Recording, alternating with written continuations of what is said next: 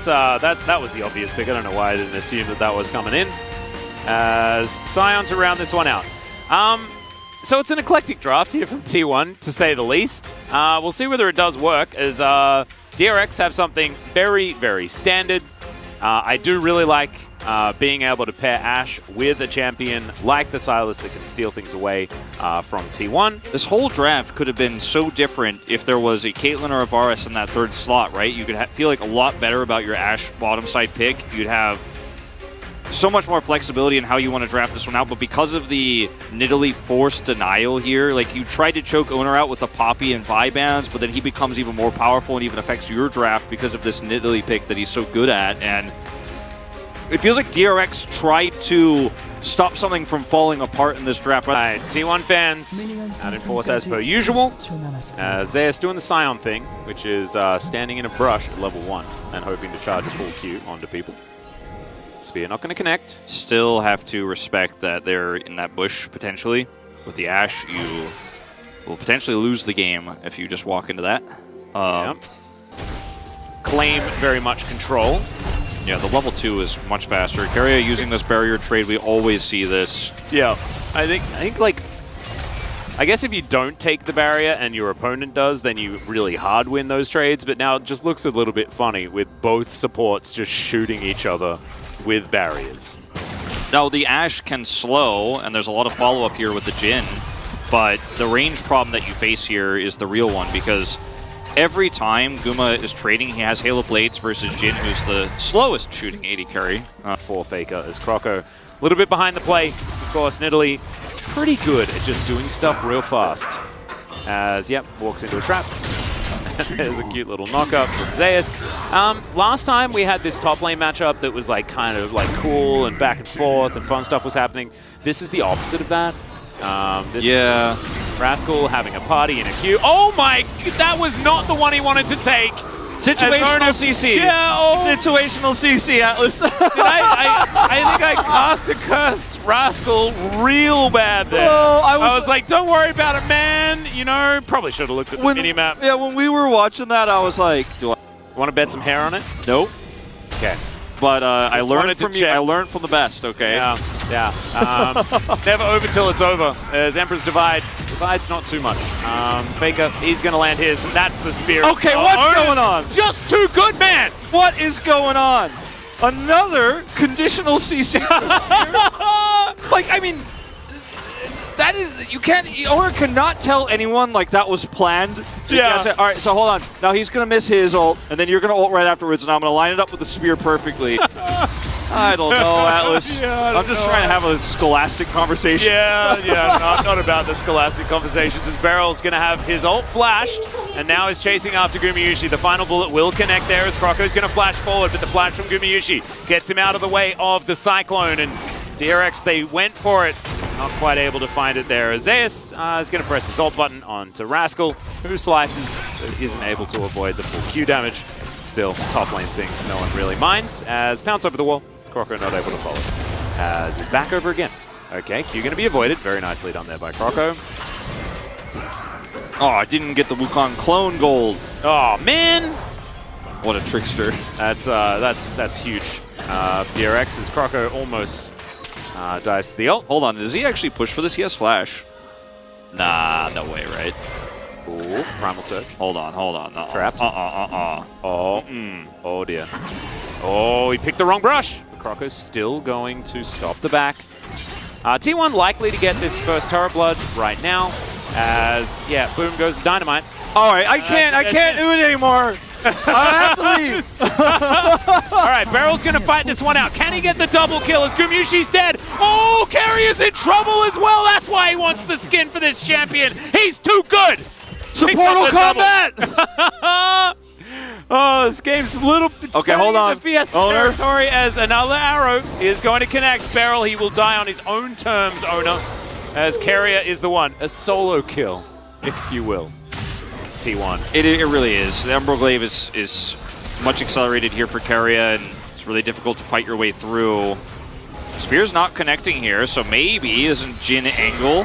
Well, the Chains of Corruption are going to connect, and Gumayusi just kills Beryl. That's immediate revenge right there. That was too much damage as well as Croco. Three-man Cyclone is massive as they take down the Varus. Croco in a bit of trouble as Zeus picks that one up, and now Carrier trying to kite it out against Doctarm. Zeus, can you actually get over there to the Jhin, though, is the question. As Ona playing it pretty safe as the spear connects. Another knock-up is going to come down, and Faker he's not gets done. another kill. He's over the wall. Doctarm underneath his turret, though.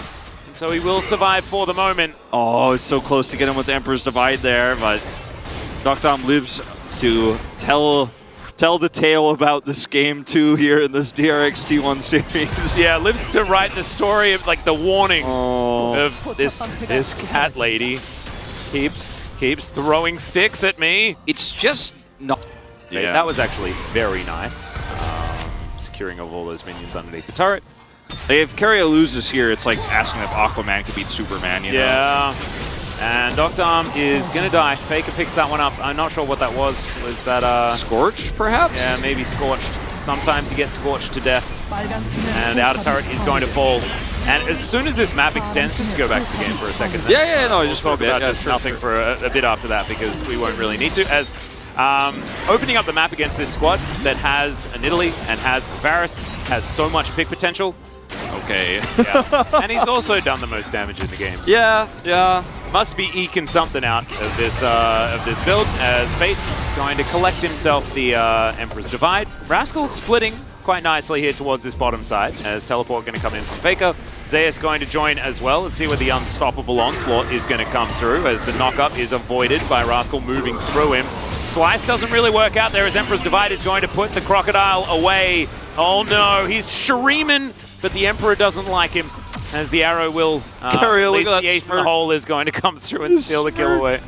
I mean, I think he intentionally both dodged and got hit by one ability at the same time. Yeah. Like, that is mechanics. How is that even possible? Like, Carrier's like, I can both be able to avoid this, but also get hit by it. Okay, Faker. As Faker does have a lot of people coming in. As Cyclone comes down, Emperor's Divide is going to remove it, as Barrel's dead as well. Spear just barely misses onto Croco there, as, okay, here's the Onslaught. Fate going to avoid it, as Doctarm is here, but maybe being in screen length as, oh, that's really cute.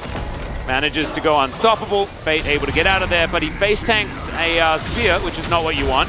As we've got the zoom in, Jonah Strong. Oh, ho, ho, ho. That minion gonna block for Doctarm.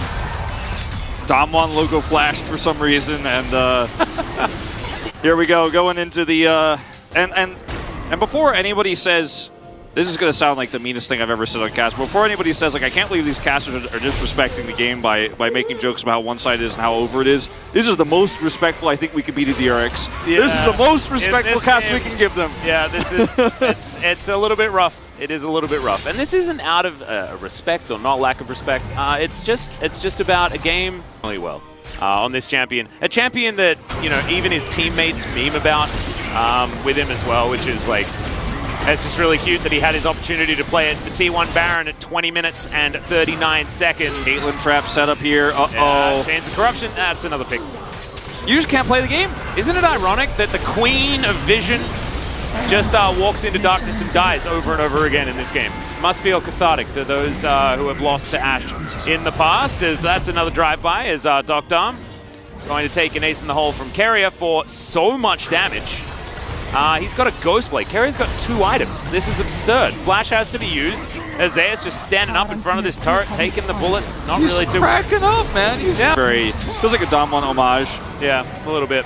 As Rascal, not going to quite get onto Gumayusi here, as Croco. Can he actually make it in? Spear is going to connect onto the Crocodile. Zeus is flashing forward. Faker's killed the Jhin somewhere as well. As now Beryl running away from the Emperor himself. Fate looking for that wraparound. Can they actually get anything here is the question, as Croco trying to team up with his mid laner, but the Monkey's just dead. Just dead so quickly. Beryl trying just to kite Faker. Look at how inevitable this Azir looks right now. Just let him go, Faker. Just let him go. Disrespect him. It's okay. It's okay, Beryl. Just the alcove. The alcove is where the safety is. Oh no, he shot him. He shot him. No, Beryl deserved that. Faker could have let him go, man. The game was done. You didn't need to kill him. Yeah, but you didn't have to do it. Faker was letting him go. Faker was letting him go, and then Beryl had the audacity to shoot him with a bow and arrow. You don't do that. He was trying to run away. Beryl was just not going to go quietly into that good night. No, he is not. Well, I mean, he is 5 times so far, but maybe he won't again. He picked up the double bottom. All right. Guma, sick flash. Okay. Pulls this one off, gets the root, and then dodges this from Duck Dom. The curtain call, not the curtain call, the other thing, the flourish. Deadly flourish? Yeah, dodges that. Hard names for Jin, man. Why is... Yeah. He shoots so slow, he's got long names. I don't know. Yeah, it's a bit silly. Owner also had a force to flash here, but this fight is so split up. Fate can't close the gap. Like, the way they got kite left here in this pit so that Fate actually can't chain over the wall is something to behold, and yeah.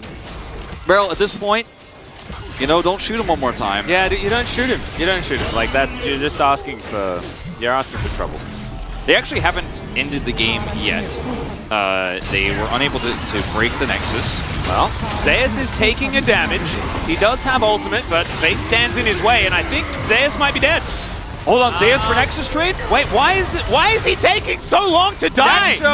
This is so silly! And he's got a second life. All right, let's see how the zombie Scion's going to do. In the meantime, you know, the base is falling apart, but we don't need to really focus on that, as the arrow is gonna, I don't know what, it was going somewhere. Emperor's Divide is going to throw the crocodile around as Doc Dom. Curtains are called as Carrier flashing towards Beryl. This lethality Caitlyn play is actually pretty sick, I'm not gonna lie. Ghostblade action. Yeah, DRX. Even though there's no Scion for them to deal with, they've also lost their Crocodile. And so this 4 versus 4 does not feel fair whatsoever. Exposed Nexus now as Croco, yeah, it's just not a whole lot he can do. The Piercing Arrow is going to come down. Ace in the Hole is going to be there. The lethality version onto Doc Dom does so much damage. And T1, they're going to have a little bit of fun before they end this one, as Faker goes golden after doing a heck of a lot of damage. Emperor's Divide, as Fate is also going to press his Zonya's button. Zeus teleports in, he gets to be in the picture, isn't it cute? As Beryl, he's on the Fountain Arrow, is going to connect onto Carrier. Can Beryl get the kill? He can! Okay, let's see whether Rascal can tidy this one up, as Zeus doing his best to kill the Nexus. Remember, he comes back to life again, so this game is over. There it goes. T1 will get the 2-0 in the end over DRX. I mean, it doesn't get more humiliating than this. It really doesn't. I mean, T1 just show up, they get gifted the Caitlyn support with Varus. They play the laning basically perfectly, have owner camp bottom side. He's like, I'm just going to play Nidalee. We turned this into a bullet hell game, and I mean, game 1 was kind of one of those games where you're like, all right, T1, man, they're the better team. Like, they had a solid draft here, played the early to mid extremely well.